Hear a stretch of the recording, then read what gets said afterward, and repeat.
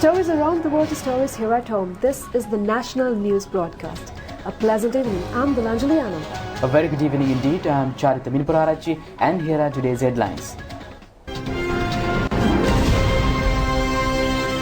The Sripada pilgrim season begins. Subjects and tasks entrusted upon the cabinet have been gazetted.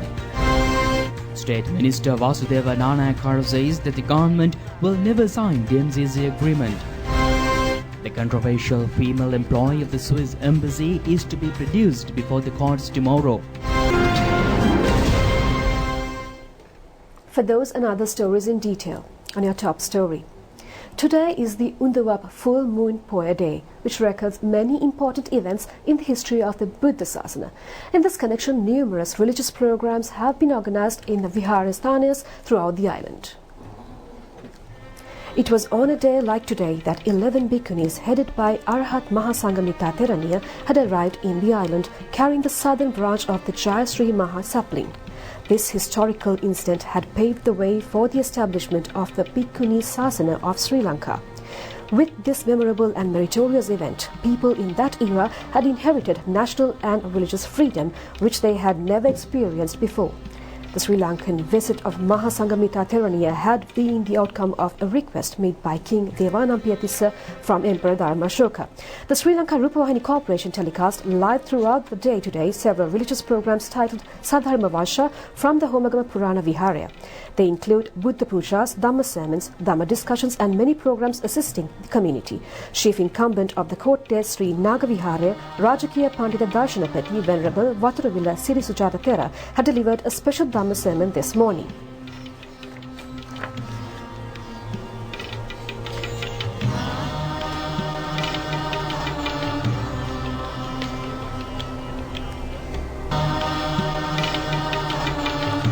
The 192nd Dhamma sermon under the Amma Dham Sisilasa Dhamma sermon series, organized with the objective of creating a society based on wisdom and righteousness, was conducted in the temple trees today. The Amma Dham Sisilasa Dhamma sermon series had commenced on the Esala Full Moon Poya Day in the month of July 2004. It is being conducted continuously on every full moon Poya Day. Today's Dhamma sermon was delivered by Venerable Udwe Dhammaloka Thera of the Alan Matiniya Rama Viharaya in Kirulapana. Prime Minister Mahinda Rajapaksa has also attended the event. For the past 5 years, this Dhamma sermon series was conducted at the Carlton residence in Tangor. And the Sripada pilgrim season comes into effect from today. The sacred relics of the statue of the deities, jewellery of the deities and other items of offerings deposited at the Sripada Rajamahaviharasthane in Galpottavala Palmadula were brought to the Sripada Udamaluwa at dawn today. The relics casket with the jewellery of the deity or to the Udamaluwa or Sripada Sthane from the Galpottavala Sripada Rajamahavihare were taken from 4 directions. One of the processions has travelled from Galpottavala Sripada Rajamahavihare through Balangoda, Bogavantalawa, Hatton, Nalatanya to the Udamaluwa of Sripada Sthane. Another procession has travelled on Hatton Nalatanya Road through Palmadula, Ratnapura, Avisavela, Kitulgala and Ginigattena. Another procession has travelled through Palmadula, Ratnapura, Palabadula Rajamahavihare to the Udamaluwa of Sripada Sthane. The final procession has travelled from Ratnapura Mahasaman Devalaya upon the Pandira Road through Godaka Ala, Teppanava, Kuruvita and Eratna Road to the Udamaluwa of Sripada Sthane. Religious observances were performed upon the placing of the sacred relics, statue of the deities, jewellery of the deities and other items of offerings at the Udamaluwa.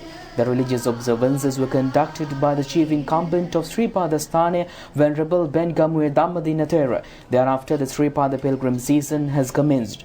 Our correspondent says that a large number of devotees were present to venerate the Sripada on the first day of the pilgrim season itself. The police has implemented a special security program on behalf of the visitors. The Sripada pilgrim season will come to an end at the forthcoming Vesak full moon Poya Day.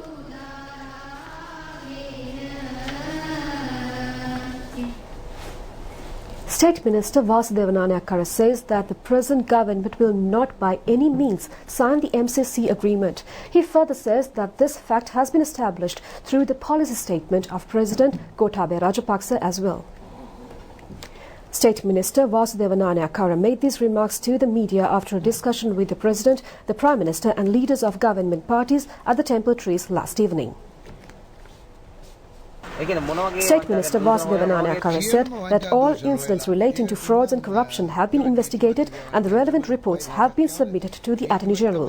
He added that 8 files have been forwarded in this connection. The Attorney General is responsible for the filing of court cases in this connection. The State Minister further said that the biggest challenge at present is to bring back Arjun Mahendran. There is a plan in this connection. He added that there is a possibility of an abduction of the type carried out in the case of KP. The State Minister has reiterated that they will never sign the MCC agreement. He also said that the President's program stipulates that they will not engage in any international agreement that would impinge on national sovereignty. The State Minister further said that they have stated even recently that the country will continue to sternly uphold the policy of non-alignment. He added that they want to notify all powerful countries in the world that the properties, land and other powers of the country will never be entrusted upon other countries. He added that if this policy is breached, he would not remain in the government that day. He added that if that happens, President Gotabaya Rajapaksa would also not remain in power. State Minister Gamini Lokuge said that the prices of consumer items will be reduced as much as possible. Part of this program was implemented on the 1st of December. He added that the next part of the program will be implemented with effect from the 1st of January.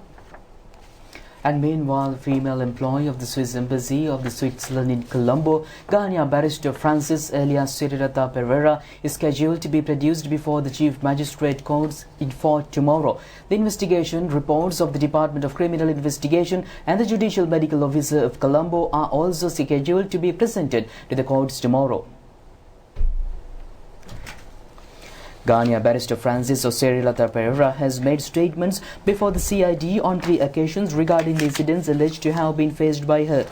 According to an order delivered by the Colombo Chief Magistrate Lanka Jaratna, Ghana barrister Francis was produced before the Judicial Medical Officer on Colombo 2 occasions.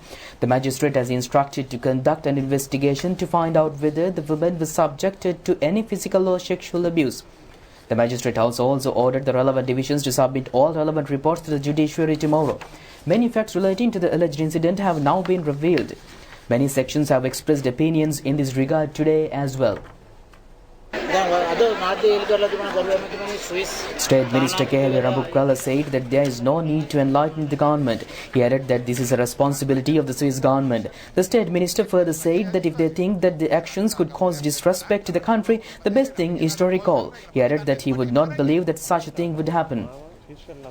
Minister Dinesh Gunawardena said that the Foreign Minister of Switzerland has summoned the Sri Lankan ambassador.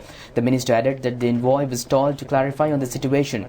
The minister further said that accordingly the police was able to interrogate. It has now been found out that the foundation at the initial stage was investigations were severely incorrect based on the statements given at later on questionings. The minister added that it has become very clear that there has been attempts to put the government into difficulty and to create an uproar in the country through the alleged incident. He further said that the propagators of the rumours were a group defeated by the people. Specialist on international terrorism Dr. Rohan Gururatne has appeared before the Presidential Commission investigating the Easter Sunday terrorist attack yesterday. He has given evidence at the Commission for about 9 hours.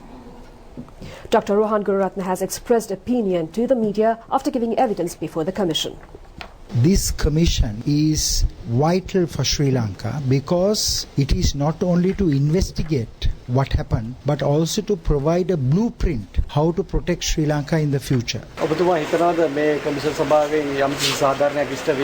This commission asked very intelligent questions, and this commission is not looking at the Easter Sunday attack through a political lens, and I believe that this commission's findings will be acceptable both to government and opposition.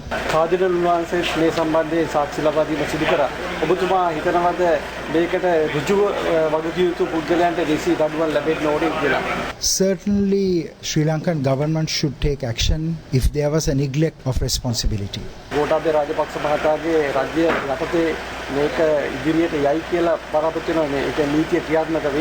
President Gotabaya Rajapaksa is committed to transform Sri Lanka from a third world country to a first world country, and he understands more than anyone else that security is the foundation of social harmony, political stability and economic prosperity. I believe that the President will implement many of the recommendations of this committee. The subjects and tasks entrusted to the Cabinet have been gazetted. The measures has been taken according to the powers vested on the President Gotabaya Rajapaksa.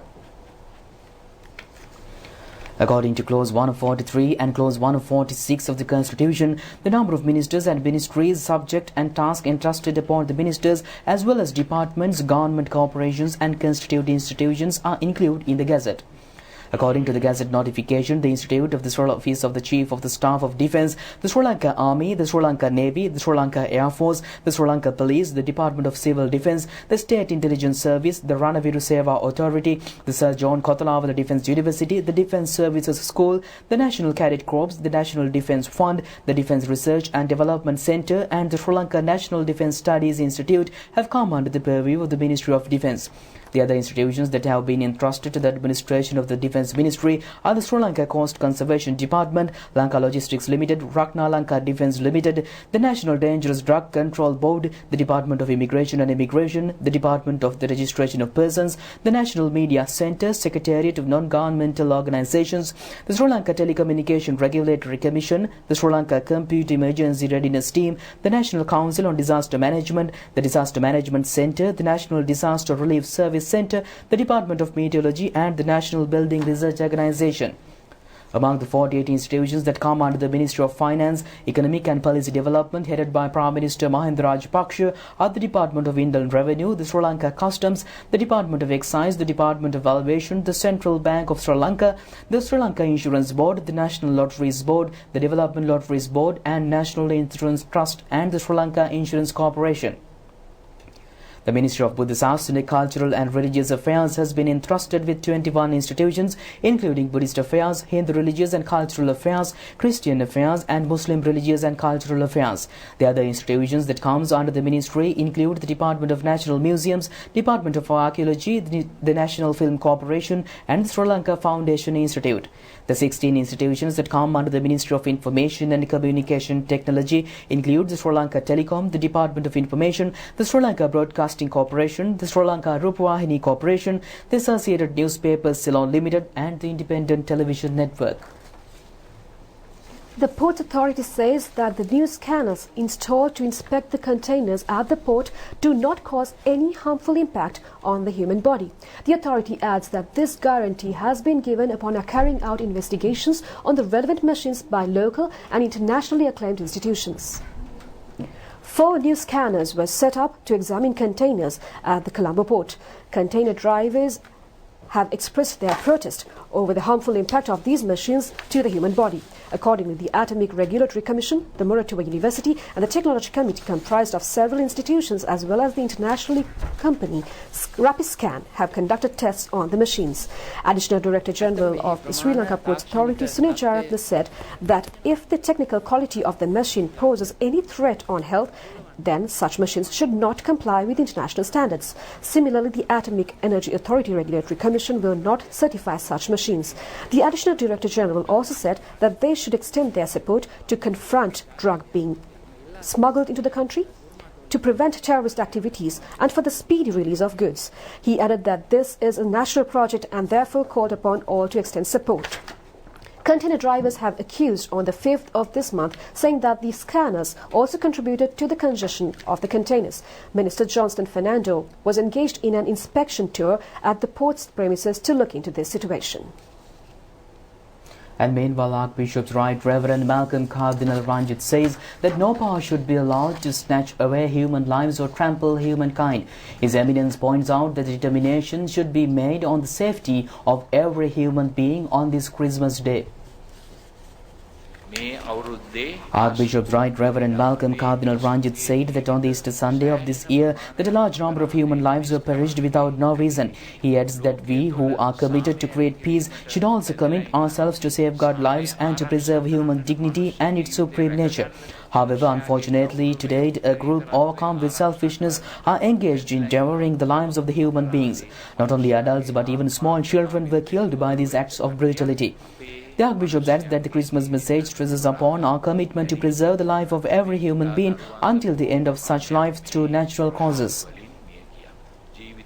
උදුරා ගැනීමට ජීවිතේ නැති කිරීමට මනුෂ්‍ය වර්ගයා පාගා දමන්නට කිසිම බලවේගයකට අපි ඊට නොදී යුතුයි. ළමා කාලේ ඉඳලා ස්වභාවික මරණයෙන් ජීවිතය කෙලවර වනතුරු හැම මිනිසෙකුගේම ජීවිතය ආරක්ෂා කරන්නට අපි කැප වෙමු. මේ තමයි නත්තලේ පණිවිඩය. And I respectfully invite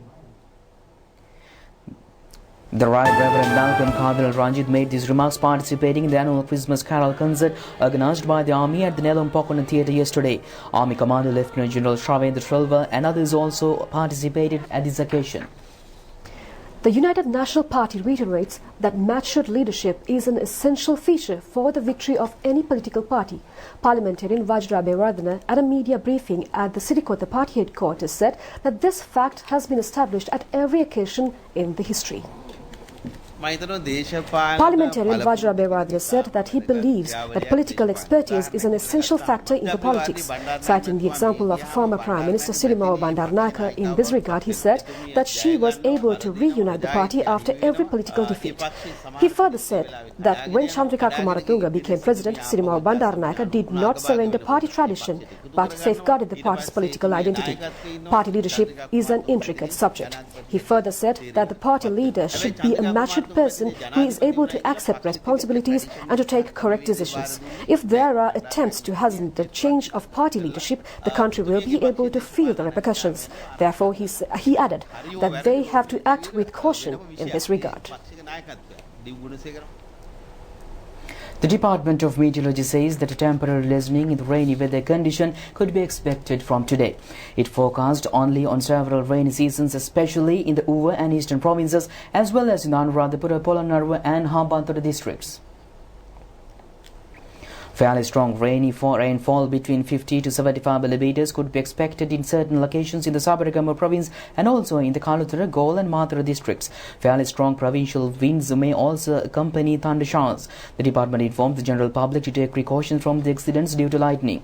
Many areas in Ampara district have been inundated. A large number of paddy fields has been destroyed due to rainfall of over 1 month. Even China cultivation engaged in the growing of maize, cowpea, green gram and peanuts were affected.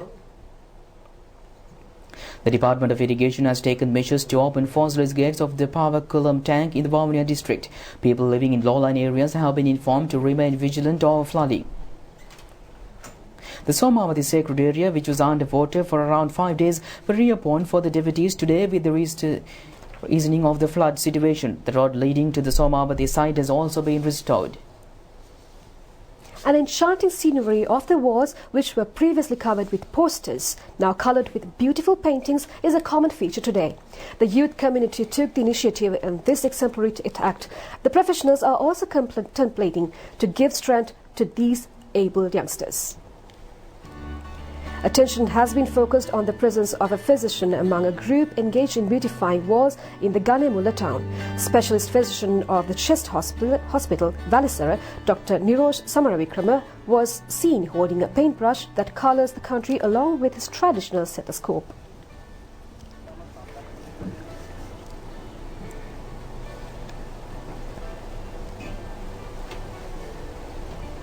Beautification of the walls of the St. John's College, Nugegida, has commenced today.